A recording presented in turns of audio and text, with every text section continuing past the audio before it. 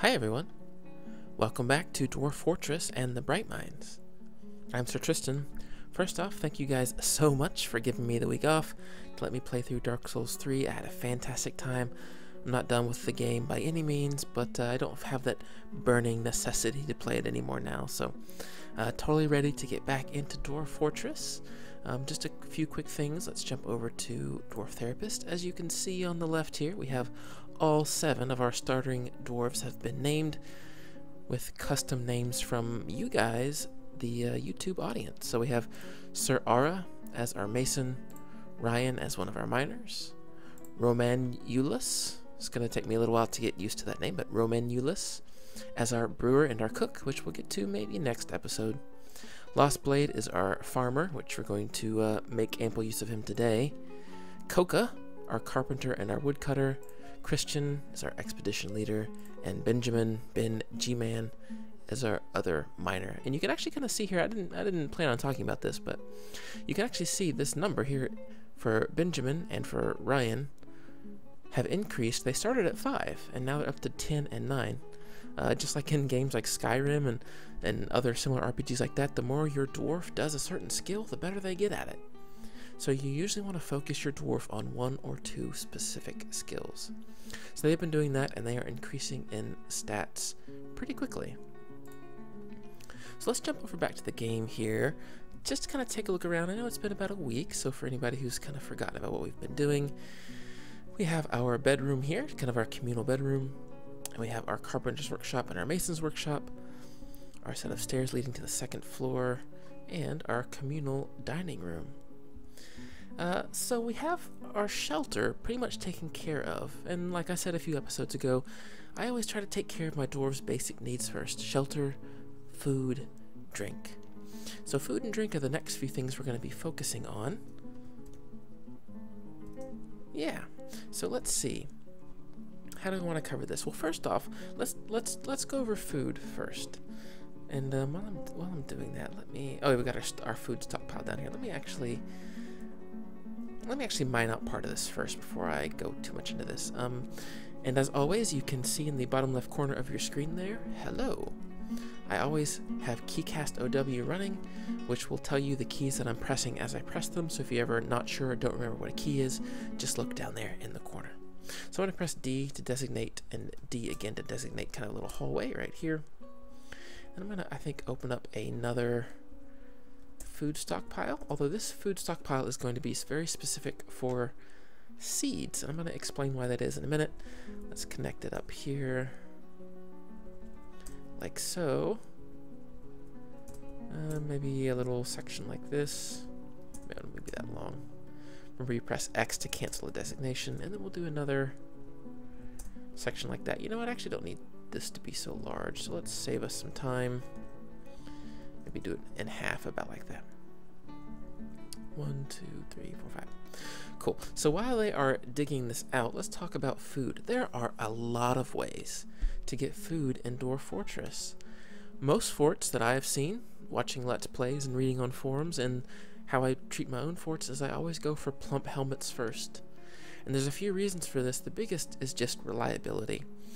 So, you know, if I go back up to the main floor here, you have rivers running through here and little ponds, and we even have an ocean right here. And you're thinking, oh, you know, you could fish and get food that way. And that's true. You can definitely designate a fisherman and get a good amount of food in that way. However, ponds will dry up, and your rivers may not always be as plentiful as you want. Same thing with fruit trees. You know, a few episodes ago when we started talking about our what's his name again? I haven't memorized everybody's names. Coca. When we're talking about Coca chopping down all the trees and trying to figure out which trees to chop down and which ones not to chop down, because some would be good harvesting for fruit, right? The things like the peach trees were just not in season, and they just weren't providing food. So the reason that I do plump helmets, and I think most people do plump helmets, is because it's reliable. You pretty much can always grow plump helmets. They're always in season. There you go. I've finished digging out my areas here, so they're pretty much always in season. So you can always guarantee a somewhat steady supply of that food. I'm gonna go ahead and hit P to do another stockpile. We're gonna do F to designate it as a food stockpile. And if you remember, just like many other things in the game, you go to a corner, press enter, go to the other corner, press enter again. We've got our food stockpile. I'm gonna hit Q to designate the settings of this building, and press S. And then, if you remember from before, this is a list of every type of food in your stockpile, or in your whole fortress, really, that's available for the stockpile. We actually want to turn off a lot of stuff, because remember, we have this stockpile here on the left for your normal foods. This stockpile is just going to be for seeds to make planting very quick. So I'm going to press S, go down to the foods, and I am going to press D to, oh, nope, that was the wrong thing. So I press E again. So E is for this column, enable, disable, allow all for this column, block all for this column, and permit and forbid for this column. Takes a while to getting used to, takes a little while to get used to, but I'm going to B to block all, there we go. Then I'm going to navigate down to seeds and press P, and that will permit every seed in this category. Now most of these are going to be plump helmets, which I'm sure we could find in this list somewhere. Well, anyway, there's a bunch of seeds, so I'm not going to bother. But all seeds now will be allowed in this stockpile. And if I go over to this one, press S, go to food, go down to seeds, and forbid them, which it looks like I already did in that past episode. I might have done that already. So seeds are not allowed here, which means that if I unpause now, all seeds, like plump helmet seeds and things like that, should be taken, perhaps, from the cart and moved down here. There we go, got some bags. Let's hit K to look around. Go to one of these bags and press enter. Okay, so this is actually our dimple cup spawns, which spawn is a seed. Cave wheat seeds, pigtail seeds. So we did bring multiple kinds, and that was impartial so that we would get all these free bags. Anyway, we'll deal with those other seeds later because they're used for a variety of other things. But for now, we'll focus on plump helmet seeds. Somewhere in these bags, in the bags that dwarves are bringing, are your plump helmet seeds. And a plump helmet is basically a underground mushroom. And if we ever find it, we can actually look at the description. Rock nuts. Okay, well anyway, we'll come back later and look at the description so you can actually read it, because they're like a staple in a dwarf fortress city. So plump helmets are grown underground, and don't forget, I don't have it open. That's a shame on me. Let me open it real quick. Real quick. Dwarf Fortress Wiki. That's my mistake. You should always have the Dwarf Fortress Wiki open. And there's tons of good resources. You can just type in farming, and there's a ton of details about farming. Specifically, we are looking for plump helmets. Plump helmets are the most basic, resilient, and versatile of the 6 underground plants for dwarves to grow. They are one of the fastest growing plants and can be cooked, brewed into dwarven wine, and even eaten raw. Well, actually, this is kind of explaining why so many people use plump helmets at the beginning. They're very versatile. You can do quite a lot of things with them. They require an underground farm plot, which requires soil or muddy ground. So soil is the easiest thing. I'll go back to the game real fast, hit K. You should be able to see, okay, that's peat. Peat should still work as well for soil. I don't believe sand actually works, although we will test it out here in just a little while and see if that works. You know, it might. It also could use, if I wanted to do it further down, below ground, like, you know, where this, I've gone down a few levels here, where this granite floor is. I could do it there as well, but I would have to get water. I was going down, not up. There we go. I'd have to get water to that section to muddy up the ground first. Don't want to bother with that, and I purposely, you know, looked for an embark spot that had some soil, so I could actually do this. Was there anything else we needed to read, to learn? Keep in mind that cooking plants destroys their seeds, or in this case spawn. Both eating a plant raw and brewing it will leave the plump helmet spawn seed behind, which can then be transferred to a seed bag. So there you go. There's the other reason why everybody starts with plump helmets, is because it's cyclical. You can take a seed, make a plump helmet, eat a plump helmet, and get a seed back. And so you have this infinite loop. For every seed or every plump helmet that you create, you get a seed for it, as long as you don't actually cook it. We'll get into that later about how to set up cooking permissions so you don't actually cook away all your dwarf plump helmet seeds, so they can have this kind of infinite eating source and drinking source. For now, we're going to go ahead and set up our farm, though. So just like everything else, we're going to press B to build. We're going to look for farm. It's going to be F, I'm almost positive, but there you go. There's a farm plot. Oh, it was P instead. So we're going to press P to do the farm plot. And unlike things like your workshops, which if we go up a floor or two, you know, the workshop was a set 3x3 area, 9 tiles in total. You can actually determine your farming plot. And unlike designating a place to dig or chopping down trees, and you know where you'd press enter, go to another spot and press enter, this one uses a different system. You can see on the right here, U and M to change the height, K and H to change the width. Why is it like this? I don't know, but it is. So we're going to do that. We're going to press U and K, and now you can see there's 4 X's. I do it again. There's 9, do it again. There's 12, again, etc., etc. Now, you can make these large. I believe that there is some popular wisdom about not making them too large because of the way the dwarf's AI behavior works.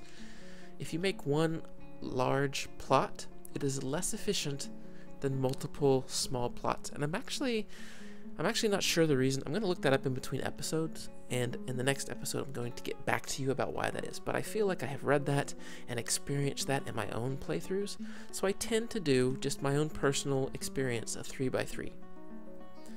We can do 4x4 just to save us a bit of time.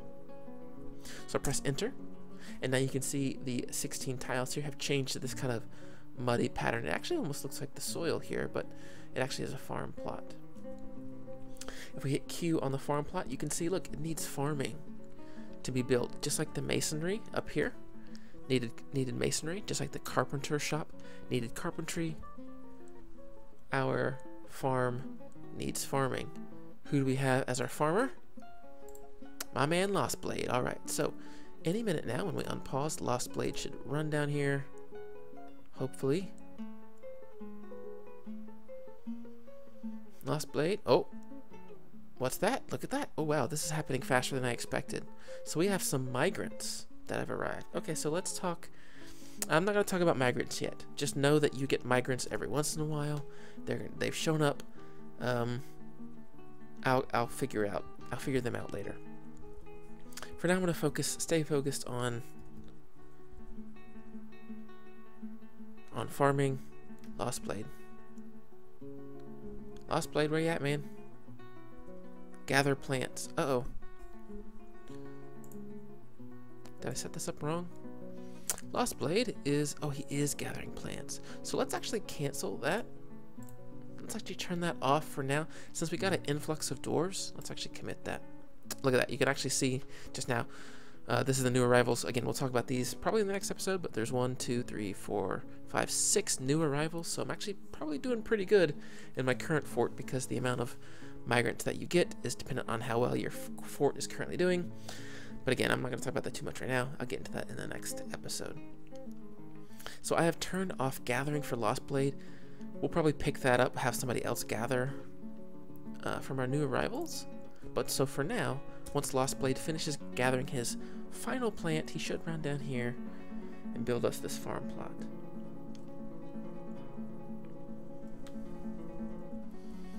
Making me look bad. Let's see, go to Z, go to unit. Okay, here we go. Okay, he's actually a little upset. He probably needs something to eat or drink, maybe. There he is, Lost Blade, delivering some berries. Oh man, what you doing, Lost Blade? What? Hey, wait a minute. Gather. Oh no, sleep. Oh, he's tired. Okay, well, Lost Blade's gonna take a nap. Thanks, buddy. Right when I needed you. So, I guess let's talk about migrants, since we have the time. Where is he? Is this him right here? Lost Blade? Yeah. So I'm gonna keep an eye on this guy. If you could help me keep an eye on this fella right here. Once he stands back up, we will continue talking about farm plots. So migrants. Migrants come every season. They come every season except for, I think, the second or first season of the game. So they give you a little bit of time before they start showing up. And the amount that shows up is dependent on how well your fort is doing. So, you know, if you start a fort and you start in a cold environment and, you know, your first week you lose 3 dwarves to icing over, they get stuck in underneath a ice lake or something and the top freezes over and they drown, you're probably not going to get too many migrants because you're going to... Oh, there he goes. Anyway, you're not going to get too many migrants because, you know, word gets around, basically. Oh man, Lost Blade, you are killing me, buddy. You're not gathering plants again, are you? Now he's on a break. Oh, goodness. Okay, well, that's alright. You know, we want him to be on a break. We don't want him to get too stressed out. So anyway, the better you're doing, the more migrants will show up. We almost doubled our migrants. So in this case, actually, probably what I want to do is I'm actually going to hit Q and go up to my carpenter's workshop. I'm going to add a few new beds. So that's A to add a task and B to bed. So I'm just going to build 6 more. And then I think in my last episode, yeah, I did have some tasks in the mason's workshop. But go ahead and add a table that I've built right here. Granite table, good. Add a granite chair. BC, build a chair here. Good. Same thing, BT. No. T for table. There you go. I'm still in the build menu. T again. And then C for chair. There you go. So those should get delivered pretty soon. All those migrants that just arrived, they're like, give me something to do. And I have given them something to do. Hey, it looks like our farm is done. It's no longer flashing, which is good. Let's go up. And I've hit Q, by the way. Remember, Q is the tasks and preferences for something you've built. Here you go. So this is probably the last thing we'll cover for today's episode. And we'll dive deeper into migrants and finish up talking about food, at least plump helmets, in the next episode. But you can see a list in the upper right corner of everything that you can build at this farm plot. And down at the bottom, you have a number of options that you can do depending on the season. Now, for me, at least specifically right now, I need lots of food. I need lots of plump helmets. I didn't plan on getting 6 migrants so quickly, so I need food, otherwise my stocks are going to dwindle very quickly. So if we look down here, if we want to set the type of food that we grow for spring, we press A, and the list changed. Dimple cups, plump helmet spawns, quarry bushes, and sweet pods. Go to plump helmets, press enter, and it's now highlighted a little bit more than the others. We press B to go to summer, and summer gets highlighted. You can see a different list. So we'll go down to plump helmets, press enter. C for autumn, go down to plump helmets and press enter. D for winter, plump helmets, enter. So again, plump helmets are versatile. They grow on underground at all times of the year, which means now that's all that Lost Blade will do. Sort of. Let's go back to Dwarf Therapist, and we'll select Lost Blade. There we go. Again, you can see he has farming turned on. He has 1 point of plant gathering, but we've turned that off. And you can look down here, and everyone has hauling on by default. Every single person. Basically just means that anytime they're idle, they will go pick up something and move it around. There is a problem with this, however, in that sometimes the game doesn't know exactly what to prioritize over what. And this can be a problem, specifically when things like, you know, you need food really badly. Like right now, we have a lot of dwarves. All of a sudden that showed up, and they can be eating our food. Right? So we need Lost Blade to focus specifically on farming. So I'm going to come down here. I've got Lost Blade selected. I'm just going to turn off each one of these.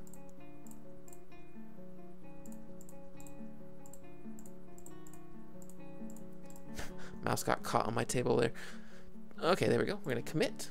And so now Lost Blade has a mind for nothing but farming. So now we go back to the game,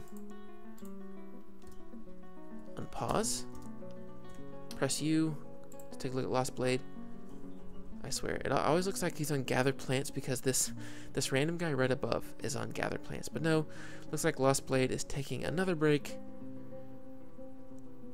So maybe we can give him a second to Finish relaxing. There he goes. There he goes, right there. Nope, never mind. This is not Lost Blade. This is Edom. Apparently this is one of our migrants. Edom? Yeah, also a farmer. That's okay. Dude, look, I know you really want to help, Lost Blade. I know. You know, you and I have chatted in the comments. I know you really want to help. And I know that you will one day help. But for now, you are not.